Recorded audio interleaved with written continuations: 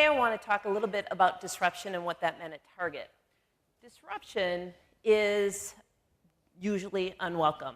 It represents chaos, conflict, potential threat for danger, and generally we discourage disruptive behavior in our homes, our societies, our organizations in favor of compliance and passivity. But disruption is actually positive. It can be vital and a catalyst for change. It can challenge assumptions. It can ignite new conversations. It can activate authorities. It can expose new possibilities.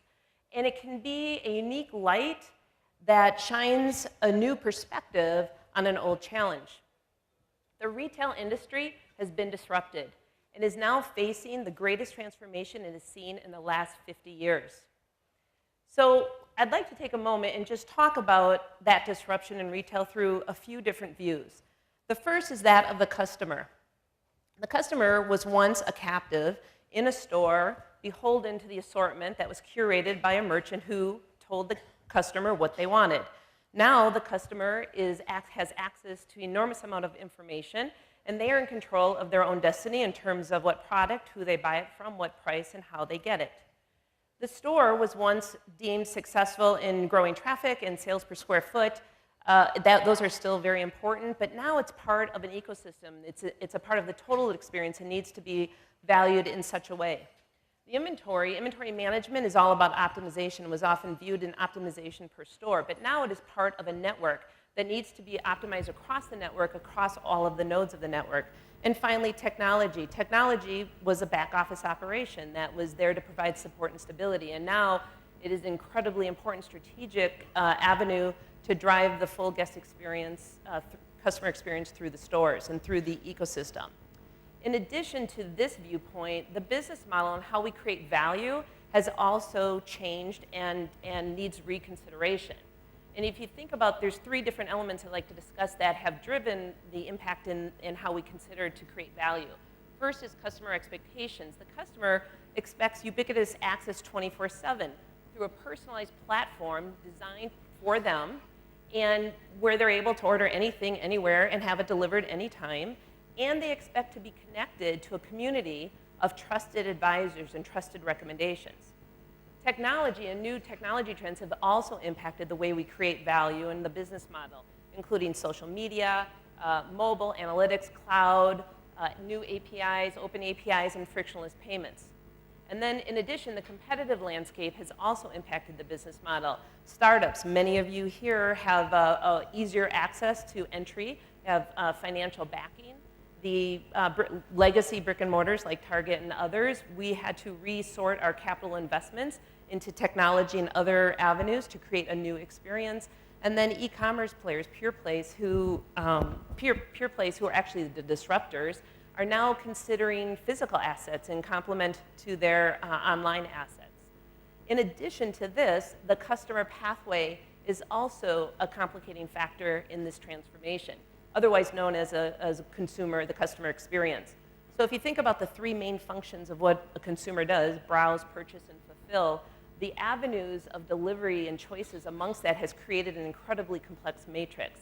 So whether you're browsing on your phone, on your tablet, on your desktop, in a store, on your phone, et cetera, there's multiple ways to browse, there are multiple ways to purchase, and even including payment methodologies. And then the whole fulfillment avenue and the supply chain has been disrupted in terms of delivery mechanisms. Do you ship from store? Do you ship from a fulfillment center? Do you pick up in store? Do you one-day delivery, 1 hour delivery, et cetera? So when you really think about driving an experience for a customer, it's incredibly complex. So if that isn't complex enough, let's add a few more pieces.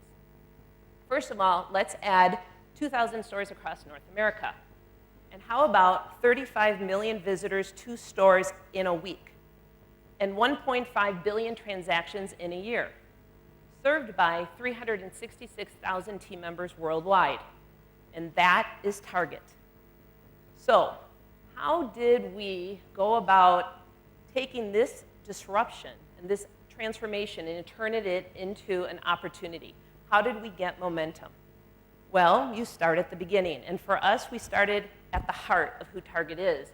And that means you start with the customer. In fact, we call our customer our guest. And by naming the customer our guest, it connotes a relationship that sets a level of expectation of how we treat that guest. So if you could imagine that as a customer goes into a store, we see that as a guest coming into our home. And we are always aiming to surprise and delight that guest with great design, great service, and great value. So now we had to step back and we had to think about who is our guest and how has our guest evolved, and therefore, how do we take these things that we do and that we think we do so well and adapt them to meet where our guest is. So let's talk about our guest for a moment. So the guest has evolved, and our guest is, I'm going to start with a millennial family. That's where we're focused. And just on those two words for a moment, there's a lot in there. So millennial gives you an age range and a perspective of who we're after. The fact that they're a family, so they're married partners, spouses in some way, shape, or form.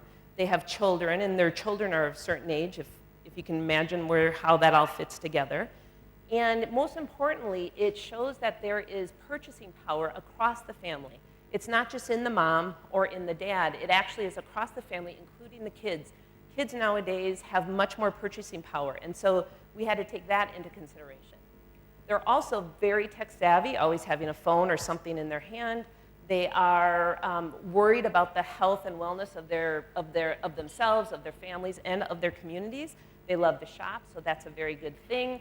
But when they shop, they want to shop with retailers and others, and they want to buy products and services where those things combine to meet not only their needs, but their values and how they want to express themselves and participate in the community and think about that.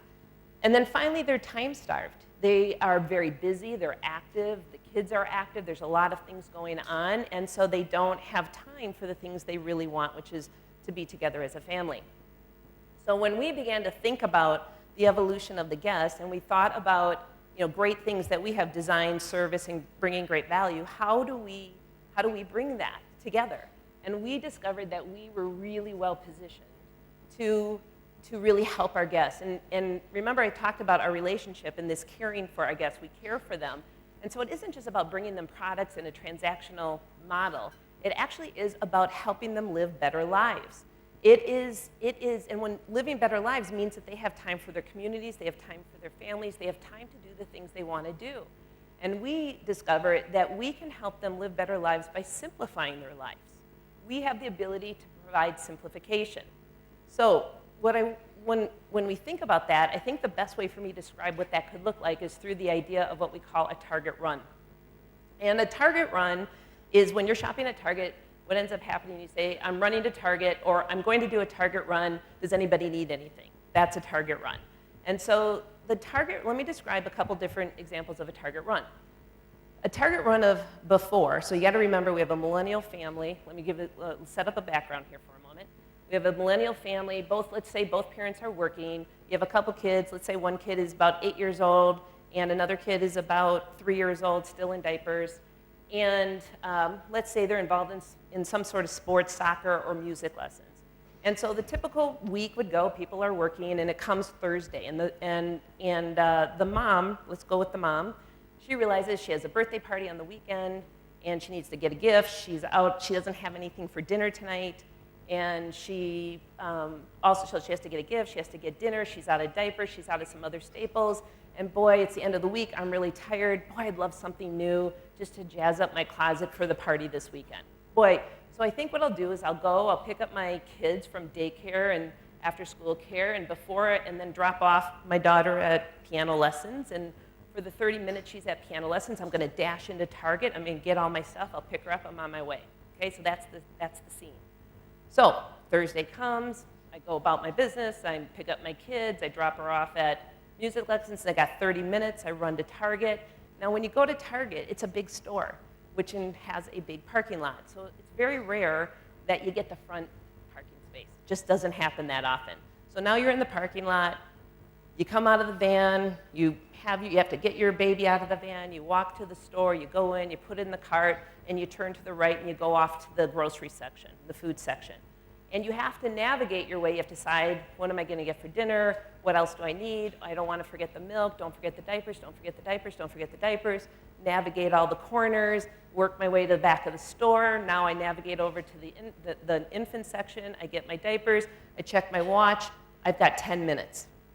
Now what do? Do I abandon the rest of my trip and be on time to pick up my daughter? Or do I keep going, rush through the toy section, and be late? You abandon your trip. You go to the checkout, you check out, you get all your things, you go to the parking lot, you put your kid in the car, you bring all the diapers and all the bags, you put it in the car, you run, heart's beating because you're going to be late, you make it to music lesson, it's 35 minutes. And now I have to find time to get back to Target because I still need the birthday present, and I still want something for myself. But we'll see. And now we've created a scenario where our guests love Target. They love coming to Target. But instead of helping them and simplifying their life, we've actually made it a little more difficult for them to complete and for them to feel good about that event. So that's Target Run of the past. Now let's talk about Target Run of today and tomorrow. Well, that Target Run actually starts at home. It starts with your phone, and perhaps on Sunday over the weekend when you have some time, and you pull out your phone and you pull out your Target app and you have your list. And so you just start typing in your goods. Oh yeah, I got to remember to get diapers. I got to remember to get milk. But also, instead of just typing, you can just take your app and click the UPC label, and it just loads into your list. And so now comes Wednesday, and you're thinking about the week. Oh, I got to get to Target. I got to get a toy. I got to get some other things. And instead, and I'll go during music lessons. I've got 30 minutes. I'll just do a Target Run then. You know what? But I don't think I'll be able to make it through the whole store. So I'll just order it online, and then I'll pick up in store when I go. So now I order online Wednesday night. By the way, I have Apple Pay, so I do one-click shop, and I'm all done. So now Thursday comes, pick up the kids, drop her off at music, drive to the store, park. Still didn't get a front row parking spot, but I'm walking through, and instead of going to the right to the grocery, I go to the left, to the toy section, where, by the way, we have a very great toy selection that is only Target carries. I find this great toy, makes me feel great about the present I'm going to give. I'm going to do a drive-by by the women's section. Oh, by the way, I use my Target Red Card, 5% off my entire purchase. I also have my Cartwheel app on my phone. It's with Facebook, gives me additional discount on most of my items. So I got extra money, great value. I pick up 2 items for myself. And now I'm heading out. I check my watch. I've got 15 minutes. I'm heading to pick up in store, because I ordered online, pick up in store, purchase my few items I picked up, get to the car. By the way, I don't have diapers or anything like that because I have a subscription for that. So that just gets delivered on a regular basis. And now I'm at music lessons. I finished my whole thing, got a couple items for me. I feel great. I'm relaxed, and we're set to go for the weekend. And that's the Target Run of today and tomorrow. So when you think about what it takes to move from the Target Run 1 to Target Run 2, we had to rethink everything. We had to not only rethink our guests, we had to change our perspective around the markets. We had to evaluate our marketplace. We had to evaluate the landscape. We had to evaluate the tools, the products and services, our brand, our team, the whole deal. In addition, we had to rethink the way that we work. And we set on a course to expose ourselves to the external world. So we began to formulate new partnerships. We started doing acquisitions. We bought a couple companies that in categories that are important to us and our guests of home and beauty. And we launched the Target India Accelerator. And Conatar was in our first cohort, and they're going to go live here soon. And they are actually not a guest-facing application. They're actually an application that supports our store team members. And so it is there to help our store team members resolve inventory issues in minutes versus hours and days. And so our shelves get stocked immediately, and our guests are always satisfied because the inventory issues are resolved. We're optimizing our inventory, and we're making our guests happy.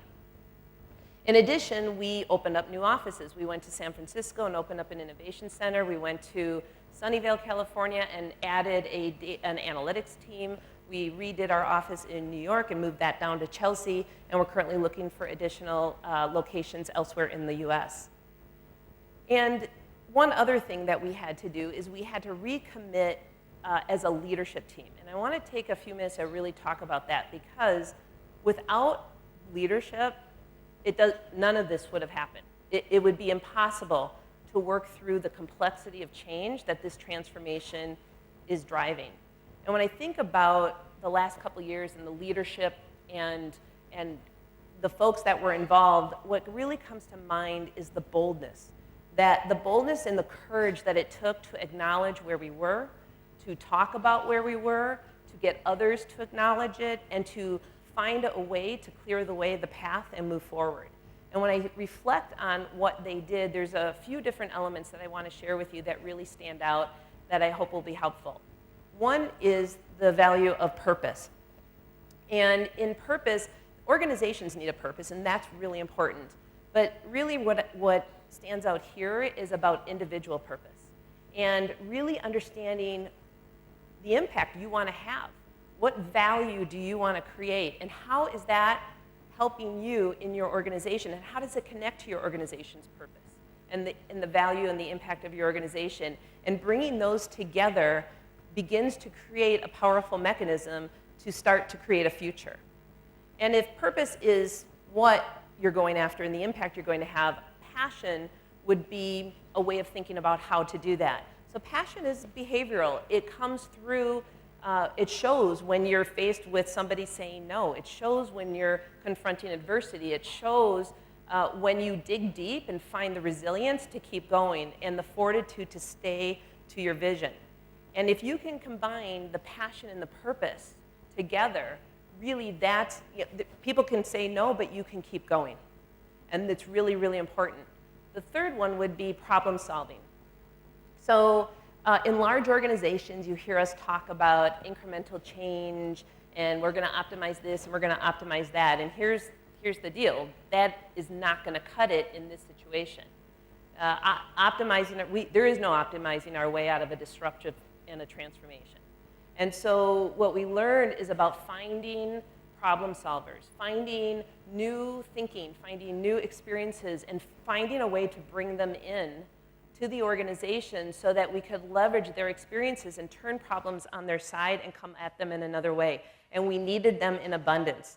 And so, I would recommend that you think about the problem solvers around you and who's helping you solve these difficult problems, and finding new ways of surrounding yourself with folks like that. And then finally, partnership. So, I talked a little bit about partnership earlier, and when you think about partnership, what happens, you have all this purpose and you have all this passion, and so your head's down and you're moving along. And what I would suggest is that you lift your head just slightly.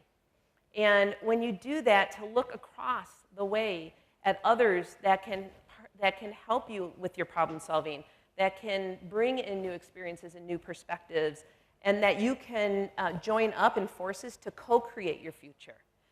The future is much brighter when others are with you, and it'll be much stronger when you co-create rather than just focusing on your own ideas. They're much better in a group setting. So I would really leave you with these 4 elements of leadership as avenues that really help drive our momentum, and would help you as well. With that, one last video.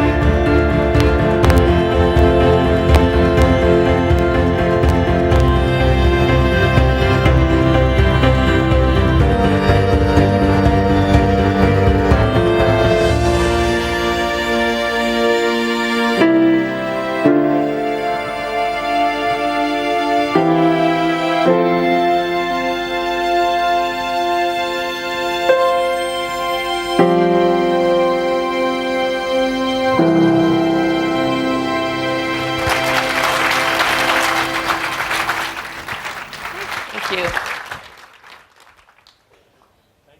Yes. Thank you, Judy. I wanted to ask you a quick question. The Target Accelerator last batch had a company go, an Indian product company, deliver a product that you all have now taken into production in Yes. all your stores. Yes. It's live. Yes. Has there ever been an instance where you all have worked with an Indian software product company, a small startup that's less than 2 years before that? Oh, no.